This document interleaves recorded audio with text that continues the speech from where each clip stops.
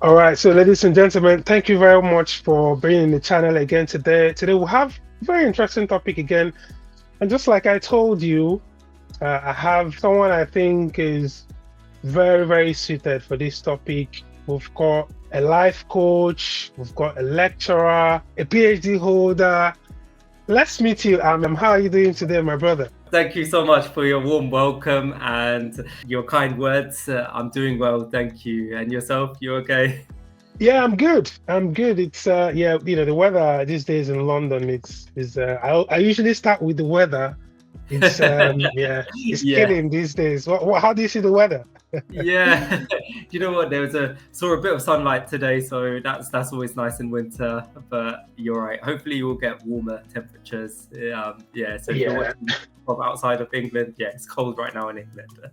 Yeah. So what do you think about our topic today? How to develop self-belief. What do you think? What are your thoughts on the topic?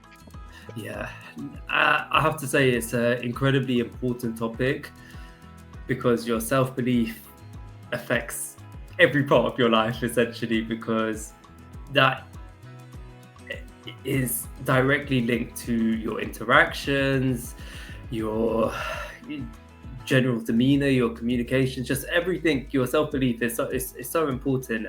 So I have to say it's probably one of the most important topics that we need to discuss in society, and it's sometimes it's neglected because there's a range of other topics that are also probably equally as important. But yeah, really valuable. Yeah. Yeah. I mean, it's I cannot argue with that at all. It's something I think that especially young people should. Yeah, some things are not taught in school, which is sometimes, in my opinion, criminal.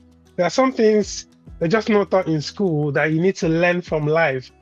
And Yeah. unfortunately, if you're not from sort of a family that can teach you those things, you really struggle in life. Is that correct? Yeah, I would say so because your family, I guess technically that's your primary way of being socialized into the world, depending on your upbringing. So you're right, it has a direct impact to. I know they always say your childhood affects your adulthood and your Mm. relationship and who you are. So yeah, for sure, for sure. Yeah. Okay. I mean, now that we've introduced the topic a bit, just on the surface. So let's meet you then. Who is Amit Rawal? What do you do? What's your daily like? Yeah, thank you for that. So I would begin to start with saying that I guess, as you mentioned, I'm a lecturer. So my main focus right now, currently in life, is to really help students develop, I guess, essentially their self belief, but also to become a bit more entrepreneurial and feel empowered, not just learning the academic side of whatever they're being taught, and beyond that, so I'm also a life coach, and the reason why I got into coaching and specialized, I guess, within that sort of area was to really help others, but to do it in a way where they again develop the self-belief to set goals effectively and are able to accomplish them.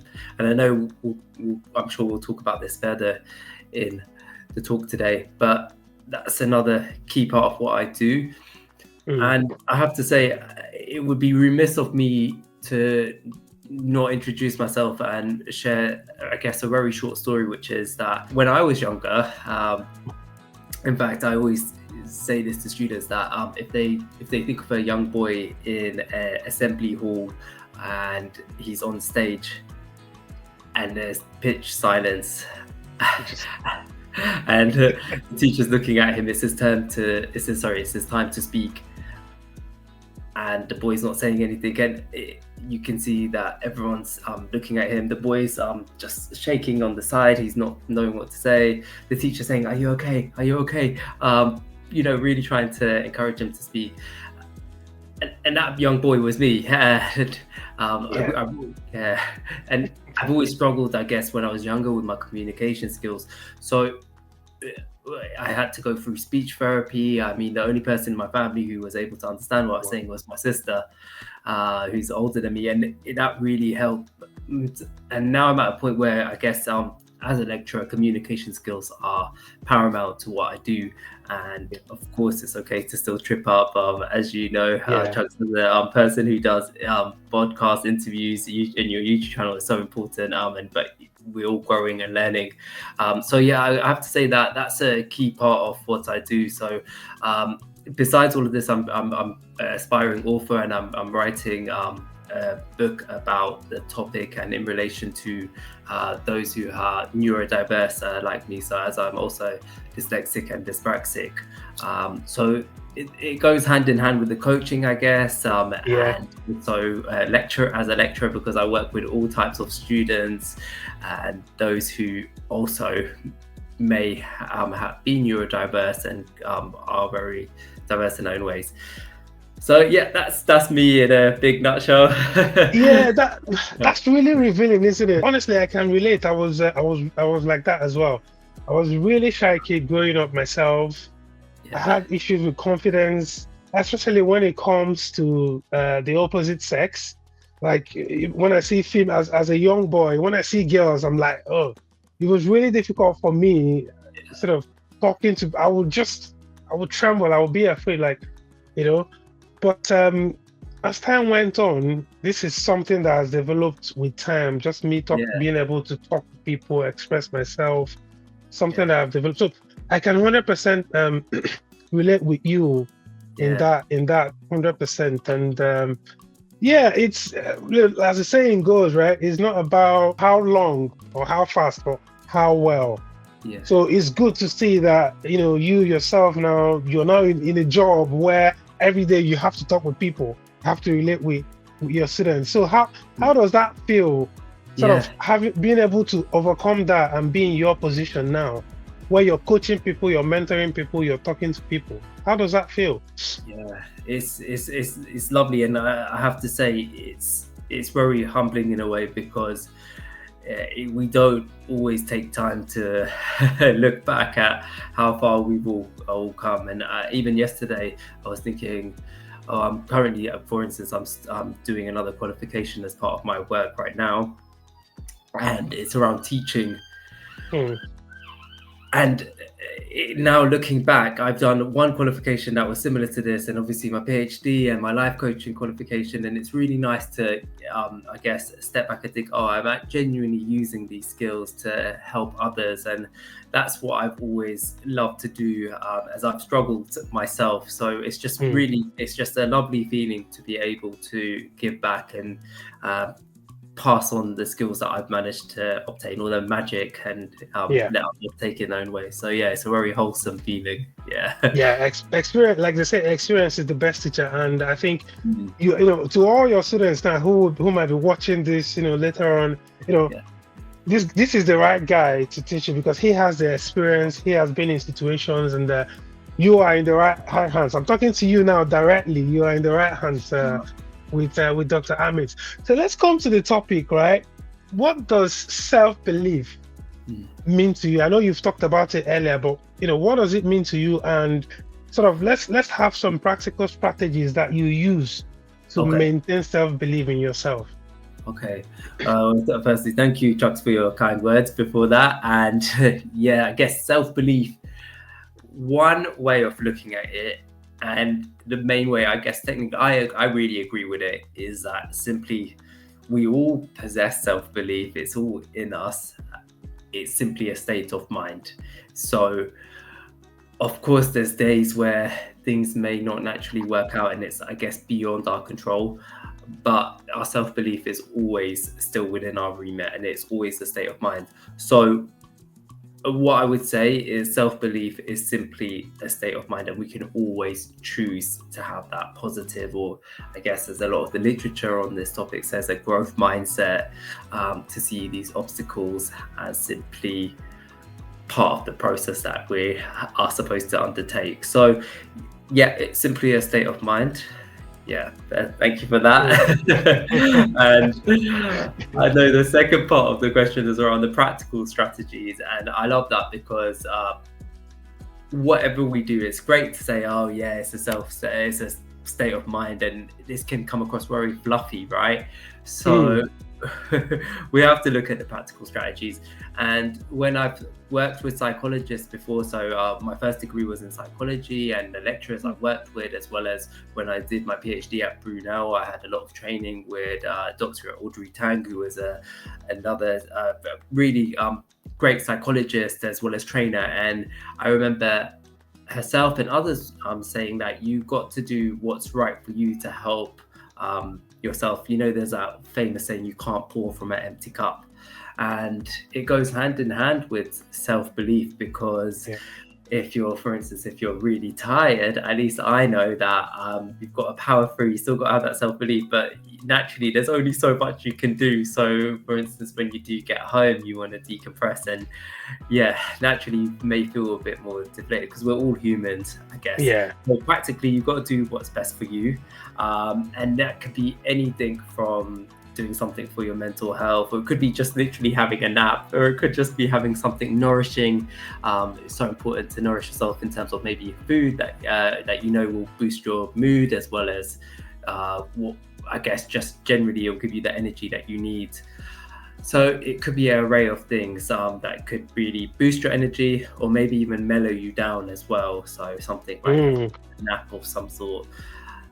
And I would also say another practical strategy, I guess the life coach in me would really want to share this, is to set goals. And life coaching, I have to say, so as a trained life coach, I know coaching can be quite expensive, but it can be really, really worthwhile. So getting in touch with a coach, or what I would do is at least start self-coaching yourself. If you don't want to afford a life coach, that's another way of setting goals for yourself. So thinking about, right, Chuck? So thinking about what is it that you want to achieve, even just packaging it as a SMART goal. So the SMART acronym, so making sure that it's something that's specific, it's measurable, it's something that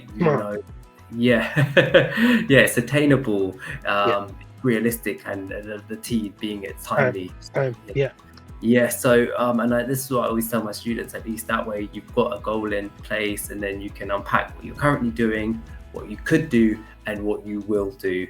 And that goes in line with the GROW methodology, which is again goes in line with the growth mindset.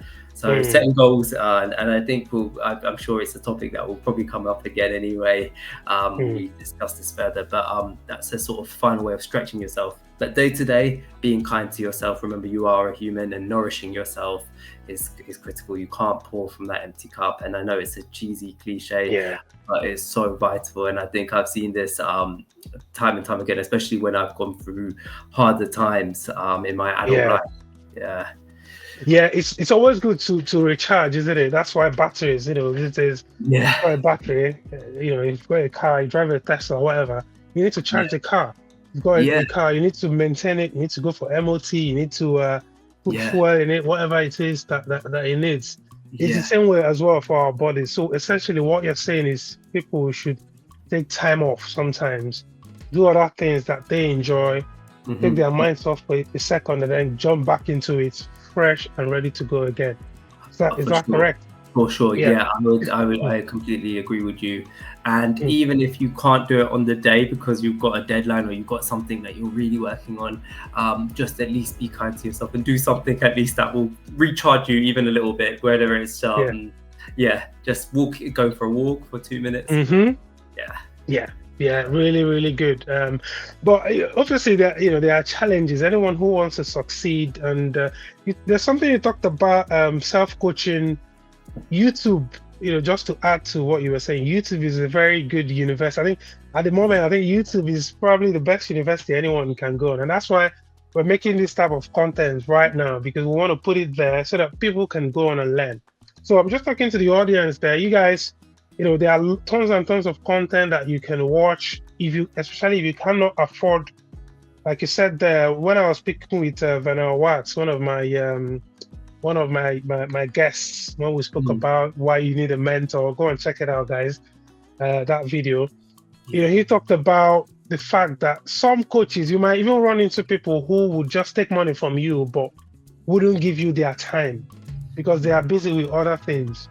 So I'm Mhm. just buttressing your point there that you can Yeah. also self-coach and Yep. you can learn some things on your own, at least have that background, come up to a certain level, and then you can, is that something you agree with? Yeah, I completely agree with your point, and you've explained it Mm, really beautifully there, Charles. Because you're right. yeah. It's because coaching is like we said, it could be pricey, and you also have to find the right coach for you as well. That you've got that rapport with, and Yeah. that they can bounce off you, and they've also got hopefully their speciality. So maybe you want to develop a certain type of goal. Um, Mm, and as a coach, they are suited to help you develop it. But if you're at a point where you're unsure, at least self-coaching could be a step in the right direction. And you're right, YouTube is also a powerful tool. So from my own channel, One Take Motivation, that's we talk about a range of different topics as well. But it's something that, again, watch the space. There'll be more content yeah. on that as well, and resources to help with self-coaching. But Yeah. So in terms of handling setbacks, because anyone that wants to succeed, you would have some setbacks. That's for sure, guys. For anyone watching today, no matter how whether young, old, or whatever, something is that you're gonna have run into some issues sometime. So how mhm. do people handle setbacks, failures without losing the belief in themselves? Yeah, What do you think about that? How do you handle it and come out of it and yeah. still be strong and believe that you succeed? Yeah, that's an incredibly important question because daily we're faced with various forms of adversity or stresses. I guess that's what we call it in psychology. But major stresses or the things that are a little bit more rarer and these major obstacles can take more time to recover from. So I would say if I look at some of the work that I've done, so I've studied entrepreneurs who have gone through bankruptcy in the UK Mm, due to their business failing, and then they've managed to go on to restart a venture. And um, this has taken time, of course, because of their bankruptcy. They couldn't restart straight away. And mm, also, they're quite a hidden population because some of these entrepreneurs I've interviewed, they've lost their livelihoods, they've lost their spouses, they've lost some of their families. It's soul destroying. It's their bread and butter, you know. So I remember when I've interviewed these entrepreneurs, they've uh, really gone through a major setback. And I think it's a great example of showing that, eh, we do place a lot of emphasis on our work. And especially if you're a business owner, it, it's obviously it's everything, or it can feel like everything, because it takes up a lot of your time. So those entrepreneurs that I interviewed, and a lot of these techniques that can apply to anyone, what they discussed was that first of all they need to take a moment. So the bankruptcy forced them to really just take a moment, and reflect, and then reflect on everything that went well, of course, and then of what didn't go so well, but also giving themselves some grace because it's not yeah. everything that's in their control. There were certain factors, for instance, some of them, their bankruptcy was due to the recession, or it was due to various other factors, changes in their industry, and so forth. So reflecting. And then by reflecting, then emotionally regulating. And emotionally regulating is simply a fancy term that psychologists use for, I guess, looking at that negative emotion or that emotion that you're feeling and appraising it, or basically reviewing it to change it to something a little bit more positive. So really regulating how you're feeling, Yeah. and then taking control. So we call this attribution, or the concepts of attributional style. So in simple terms, I'm taking control of the situation, and then learning. So a lot of the times when we are facing setbacks, especially if they're major blows, having the time to reflect, emotionally regulate, and then taking control are three ways that you can overcome those situations. And I've applied this to I guess my day-to-day life. When I've gone through struggles, for instance, with family, and things that are really incredibly important, that go beyond my work, Mm, and it's really important because then you can then therefore learn. And one incredible point that I want to mention. What I really found out was through going through all of these entrepreneurs managed to restart, right? They've hit rock bottom, okay? The very bottom. Yeah. But they still managed to recover, and they developed an anti-fragile mindset. So what we mean by anti-fragile, if I was to say to you, Chucks, imagine you had a parcel, and that parcel, I wanted it to break. I guess you what would you label it as? You wanted my parcel to break. It depends on what's inside the parcel, right? Okay, let's say it could be anything at all, but I wanted it. If it depends on the value of that thing. If it's okay. It's very important. Let's just say. Yeah, if I had a Jacob and Co watch that was worth maybe over £1 million, I don't want it to break. Let's just say, it's very important. You don't want it to break. Yeah. What would you label it as? If I was to rephrase my question, what would you say is the opposite of it being fragile? Is unbreakable.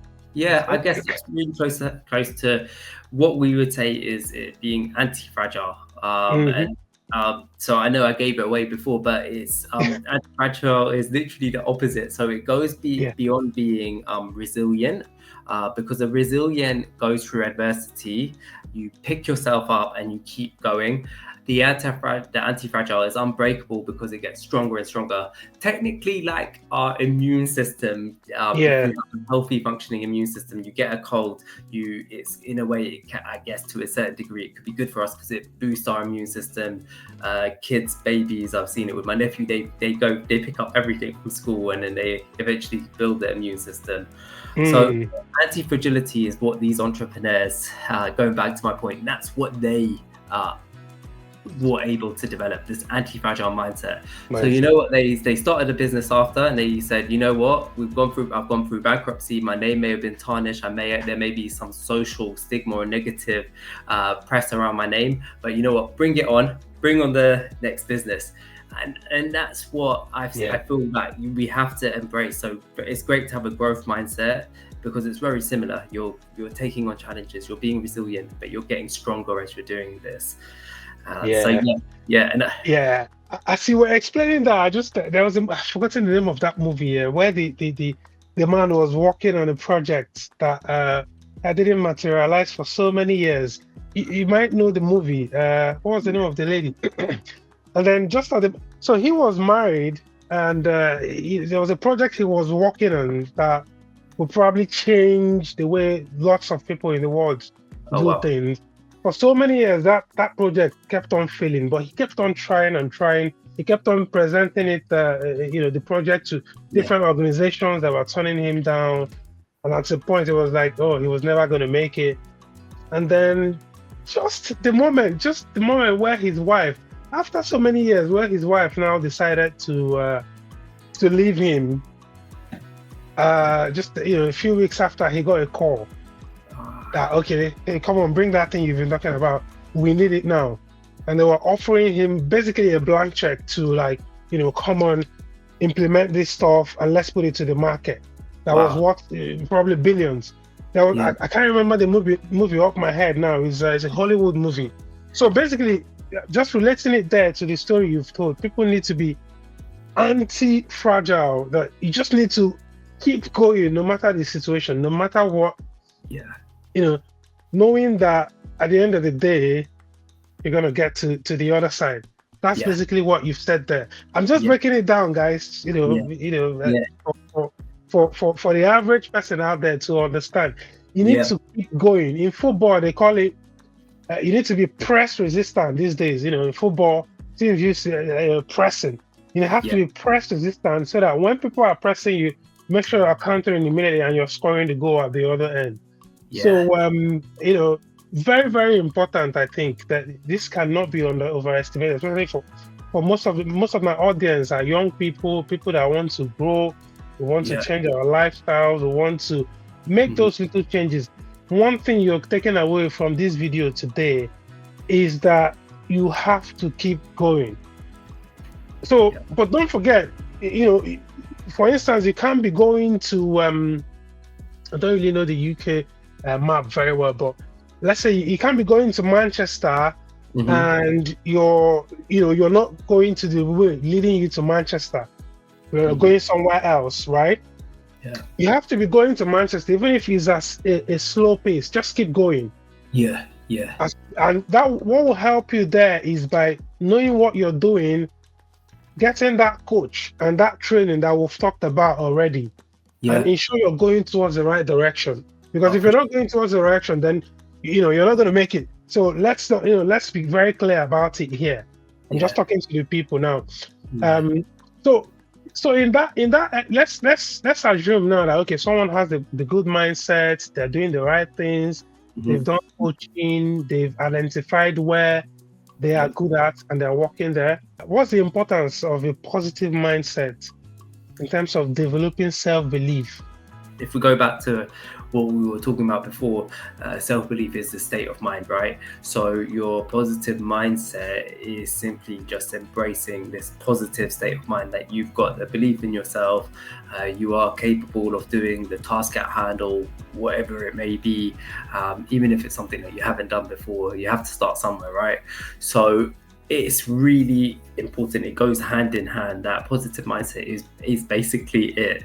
And no matter what, I guess it goes back to, even if we want to label it as an anti-fragile mindset, no matter what, you will get stronger from it, hopefully. So it will be something that you'll learn from in the end. So even if it's something that goes wrong, your positive anti-fragile mindset meant that, you at least gained something from it. There's always some move on. Yeah. And if you're struggling to see that, then taking that moment, just even a step back to reflect, to emotionally regulate how you feel, and then to take control from it, because that's all you can do. That's what and our mind is so powerful. What we feed it is so incredibly important. The words we use, what we do in terms of how we interact. So it's in a sentence, I guess, is it goes hand in hand, having that positive anti-fragile mindset and Are there any affirmations or mantras that help you remain confident? Is there anything specifically that you can remember?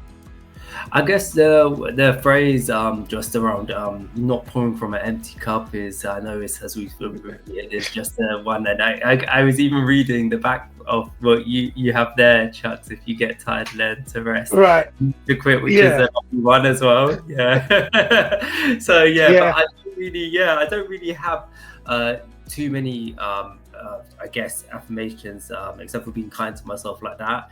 And also sometimes just looking back at what you've accomplished is again reflecting on the positives as well, because that's your unique experience, whereas sometimes we get affirmations and they can be, they're obviously generic to the entire world and so forth, but your unique experience is what you've gone through, the trials and tribulations that you've had to face to get you to where you are. So looking at your previous strengths, I guess scenarios that have developed your strengths through hardship is a nice way to remember if you need some affirmation in your life. So has there been anyone anyone or anything that has impacted your journey significantly so far? In is there anything, a mentor or anything at all, an incident? There's plenty of people that have been a key part of the journey that I've looked up to. For instance, my PhD supervisor, Professor David Sapong, he is an incredibly resilient, anti-fragile person who goes through hardships, or especially in academia, but keeps going. He faces the adversity. He's not afraid to say, life is hard. But he's not afraid to, take the setbacks and in his stride, so be resilient. Dr. Audrey Tang, also from Brunel, she was also really inspirational in, talking from a psychologist's point of view, and also where I'm currently working at as part of City University. I have to say, one of the counselling team members as well. He's also incredible in saying that you've got to just taking that time to be kind to yourself as well. So loads of Yeah, different people, and there's loads of fantastic resources and I guess influencers. I know you mentioned the younger audience, and yeah, you can't stereotype here, but if you are, I guess, on social media, there are some fantastic influencers, young influencers who talk about this content. I don't really have too many in particular on my favor off the top of my head, but there are yeah, some people doing yeah, great things. So there is very positive. Not to ever forget, your family or your loved yeah. ones, because they're the ones who put food on the table, helped you. It may have even got you your first job or first gig, whatever it is you're doing. So your loved ones, of course, because they are also what you're doing, a lot of what you're doing for, and they're the ones that I have to say I'm very grateful for, because otherwise I wouldn't be doing what I'm doing as well. Yeah, Because yeah, what's really matter. Our job is a job, but I guess we're so much more than that as human beings. yeah. Sorry, Jax, please. No, no, You're no, gonna say I was gonna come back and say I will definitely borrow that your word, the developing an anti-fragile mindset, and then please. Yeah. come back, yeah, by asking, does it surprise you how the society nowadays is so fragile? There's a lot of talk about, oh, don't say this thing that will hurt somebody.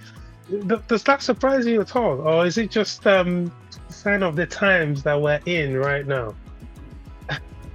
Yeah, that's a really interesting observation, Mm, and I have to say, I guess as modern world and science and everything progresses, I guess AI, for instance, is the current buzzword, as we know. yeah, It can make us more vulnerable to certain things and also enhance our life. So if you look back in ancient times, human beings, we would have to do everything, and we would survive, and that's what our brains were programmed to do.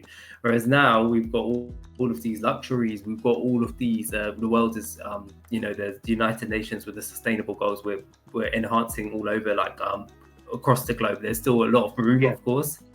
But in answer to your question of fragility, yes, I guess the world is technically, or well, what I would say is not actually the world, it's how the media is presenting the world, the propaganda, the power of Mm, the words that are being presented that makes us feel like maybe we are more fragile. When in actual fact, I think humans are still strong. They are still able to do fantastic things. things. It is, I guess, I have to say, I don't want to blame the media, because the media does fantastic stuff as an Yeah. outlet in society, but at the same time, it's sometimes the communication that we're being fed, and hopefully there'll be more change and there'll be more positives. But Mm, you're right, the world, it can be portrayed as being very fragile, when in actual fact there's so many positives that are going on that we aren't always shouting about, or we aren't talking about in as much detail. Yeah, well, I mean, I like the standpoint you took there on that topic. It's something that let's not delve into that, because it's gonna probably derail our talk right now, because there's a Yeah, whole lot of things in the media that yeah, that we can obviously dwell on and get yeah. distracted. But let's stick to the topic. So in terms of advice, then you've probably given a lot of advice. You've met a lot of people.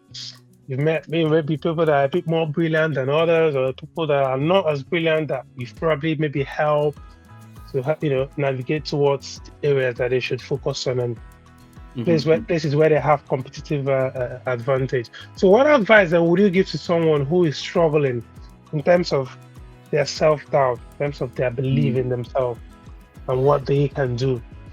yeah. It's a Again, it's an important point to cover, because I see this with a lot of the young people I work with. Because when you're younger, you're still developing and you're growing into the world, and you're being bombarded, and it's tough. So Mm, I would say that you got to remember that you've come so far already. So really reflect on what you've achieved already, whether it be something at school or whether it be something in a job or your own business, or something as simple as what you did to help your mum or your dad or your brother or sister, aunt, cousin, uncle, or a friend even. I'm sure there's something that you've done. So really reflecting at least on that, and then really unpacking further what strengths did you utilize in that time. So yeah, really reflecting on what you've achieved already, because the past is so important. It can teach us a lot, and especially looking at the positives. So definitely reflecting on that, and then going back to what we said, having that anti-fragile positive mindset, by simply remembering that how you're feeling is simply a state of mind, and you are in control. So remember, it leads to reflection, leads to this emotional regulation. So emotional regulation in the sense of you're looking at the strengths of what you've done in the past by reflecting, and then you take control. You remember that you are in charge of your own destiny. Of course, things that are outside of our control, there always is. We can't control, for instance, if it's going to rain and pour down tomorrow. But what we can control is how we're going to feel about it, what is, what it has done for us. So there's always some positive that we can take away. So look at the past, look at what you've achieved, and then take control. And remember that it's always a state of mind. Things may seem tough, but the rain isn't always going to last. There's always going to be something that you're working towards, and you'll get there if you keep going. If you really have that resilience and that anti-fragility, you're going to get stronger as you go through it. 100% I agree there, because I think the only things that can actually motivate us the best is the areas where you've done well. Sometimes the places where you've done well, you don't want to go back. I'm a Manchester United fan. I'm a football fan, right? And whenever we win, I tend to have a better week than when we lose. It's just a mindset thing, like you said. So you must have been happy on Sunday. Definitely. Because I'm an Arsenal fan myself. Okay. I hope you're not having a bad week. No. But you're right. Something like that, for instance, that event. You've got to, there's only so much. We can't control everything that's going to happen on the pitch, right? So it's out of our control. So but we can at least control how we are feeling and that state of mind. And it's really important. Remember guys, you are in charge of your own destiny, and always reflect on what you've achieved already, and then prepare yourself for the next task ahead. I think that's the best way to look at it. Let's talk about we're approaching home stretch, and thank you very much again, Dr. Amit, for your time today. Really appreciate this. What are the role of visualizations then, and goal setting in enhancing things like putting up things like this, like you've said about my artwork here from Banksy. Sometimes you go to people's room, you see all kinds of affirmations or talk or pictures, just things that you'd look at sometimes and be like, I have to keep going, right? What are the role of things like this, in helping to enhance self-belief? That's a great point, especially as we come towards the end of our discussion, because it's a nice way to, obviously, with the growth mindset, we're always looking forward. I guess visualization, and especially if you are someone who learns, I guess, you're more inclined to learn visually as well. I guess it goes hand in hand with manifestations and looking forward into what you want to achieve. So I would say that visualizations are a great way of really remembering, okay, this is the track that I want. I guess I'm on the right track of what I want to achieve. This is what I want to achieve. For instance, if you want to start a new life in the Big Apple, New York City, you may have a photo of the New York skyline somewhere. So if you feel like it will benefit you, because you are someone who really does learn in a visual way. For instance, I am a visual person, but I don't often do this because I feel like I can do goals in different ways, or it's obviously unique to yourself. But if it is something that you feel like it will benefit you, it's a great reminder. So I guess it links back to what you want to manifest, because you've got it out in the open and the universe, as people say. You've got it on your wall or something.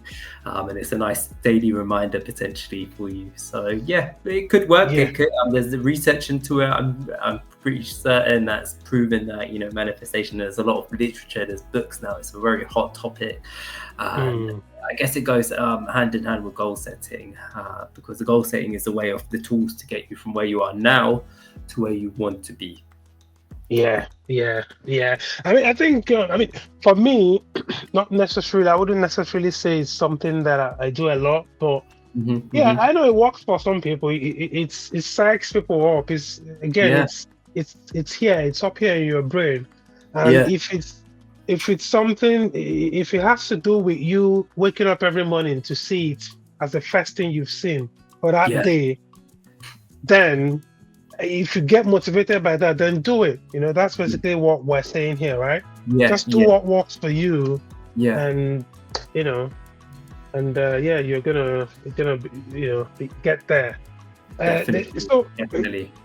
In terms of in the world now, we can see what's going on in Twitter, X or Instagram, everywhere. We can see that when you look at the comment section, sometimes what you see mostly, well, not all the time, but most of the time, regularly, you would see a lot of negative things, negative comments, people saying bad things about you. How does one stay resilient in the face of criticism or negativity from work, family, anywhere, social media? How do you stay resilient in the midst of those things?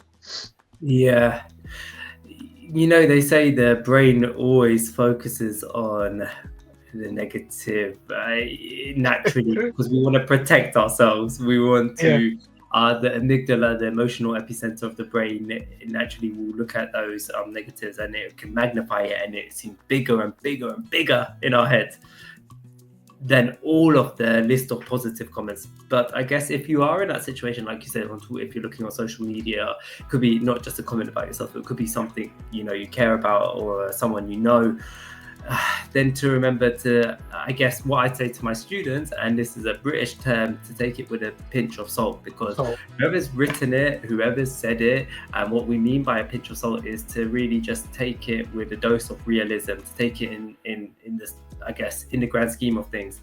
And a good way to emotionally regulate and reflect at this point, going back to those tools, is to question, and it's something that I've spoken with counselors at the City University, where I'm working at, is to really question, does it matter?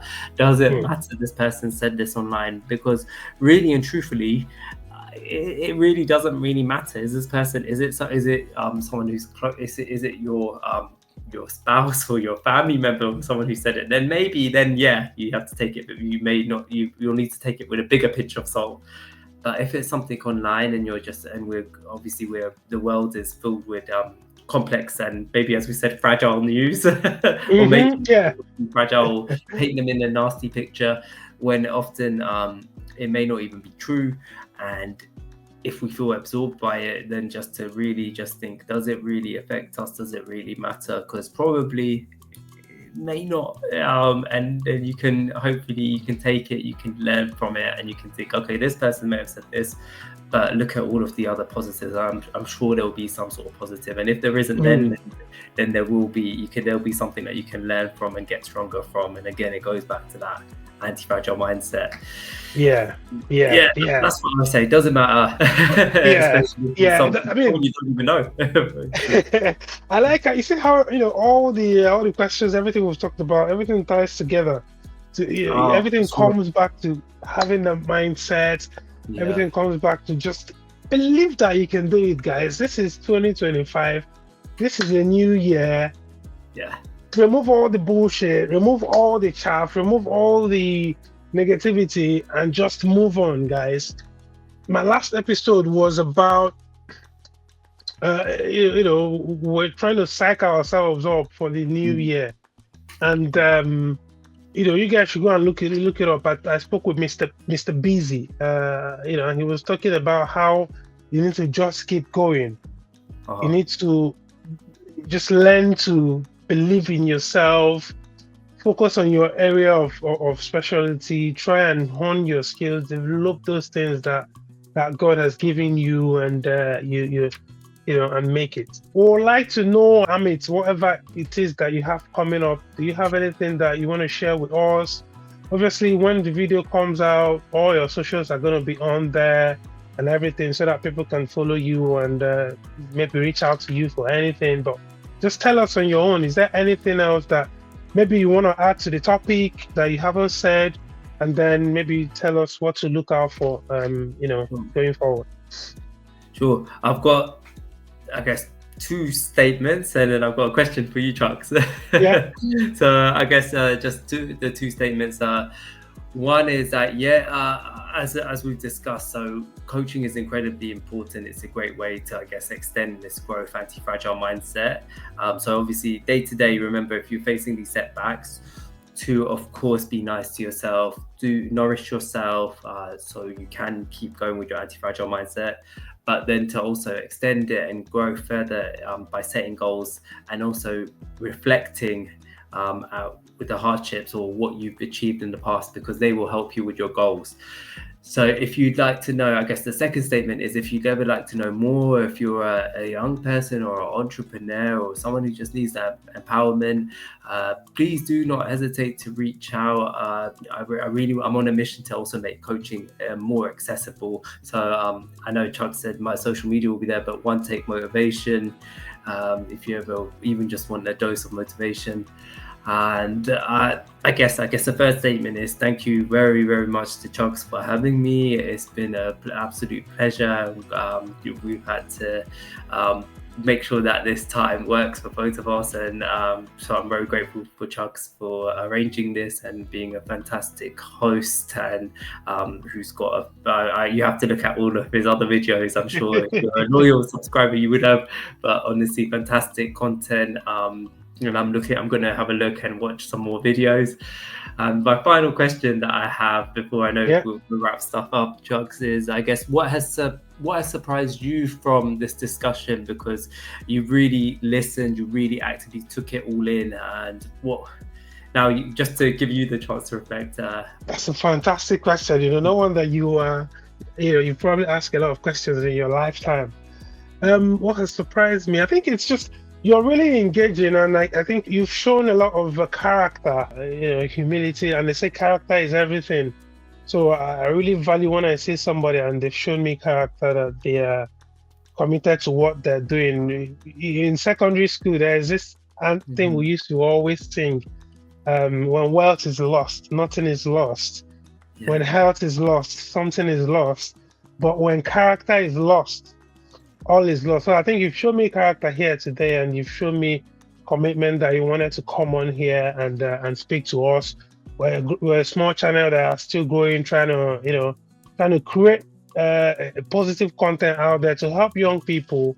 So that's what I think has surprised me, because it's not something you see a lot with people. A lot of people these days are filled with some level of pride, or you got to do this to do this. It's not so.